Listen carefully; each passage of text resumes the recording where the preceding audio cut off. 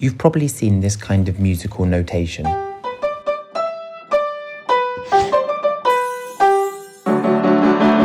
Or this one.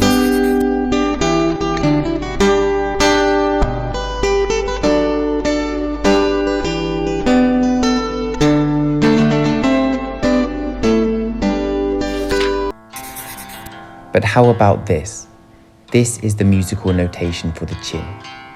Even if you've never seen the sheet music, you've probably encountered the instrument. 老先生，请再抚一曲。 When Jet Li and Donnie Yen fight in Hero, that's the qin being played. That song you can hear in the background, that's the qin. Take any number of other Chinese movies or Chinese cultural events. You will almost certainly see a qin. So what is it that makes the qin the most Chinese of instruments?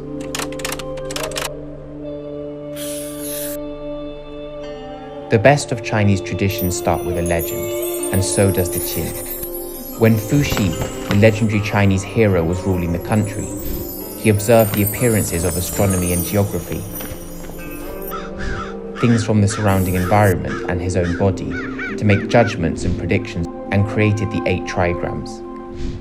He knocked on a piece of tongwood and heard an interesting sound. Therefore, he cut the wood and made the qin.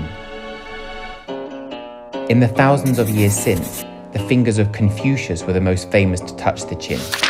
Figures of qin players have been found dating to the time Jesus was born and to the peak of the Roman Empire.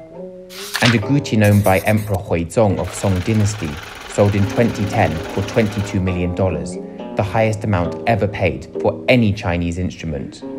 And if we look at the top 10 instrument prices ever paid, 3 belong to the qin, with the next most expensive instrument being the violin. For so long, the qin has been part of the Chinese cultural imagination that there is a phrase in Chinese, qin qi shu hua, which literally translates to qin, chess, reading and painting, and refers metaphorically to the accomplishments of well-educated people.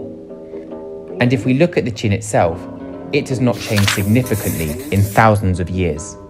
Some parts refer to the body, such as neck and waist, others to natural scenery like Yue Mountain, and the key parts are named after the phoenix and the dragon, historically the yin and the yang of mythical creatures. There are many shapes and forms of the guqin. Some shapes are named after famous philosophers like Fu Xi or Confucius, others after Chinese cultural symbols like banana leaf or green silk, and others on scenes from history like Red Cliff or Crane Song Autumn Moon, and finally others are based on shape alone. Regardless of the qin form, each is a symbol of China and also geographically represents China. The raw lacquer comes from Hubei, the powder which makes a glue from Inner Mongolia, and weavegrass linen used as a wrap from Chongqing. Not only do multiple provinces represent China, but with the qin, China represents the world. In 1977, the US sent Voyager 1 and 2 into space. On that flight, a golden record with humanity's best songs. The Magic Flute by Mozart, Symphony No. 5 in C minor by Beethoven, and the only song from China, Guan Pinghu playing Flowing Streams on the guqin. Here is Guan Pinghu playing that same song in 1940s Beijing. Flash forward 80 years, and this is what contemporary qin playing looks like.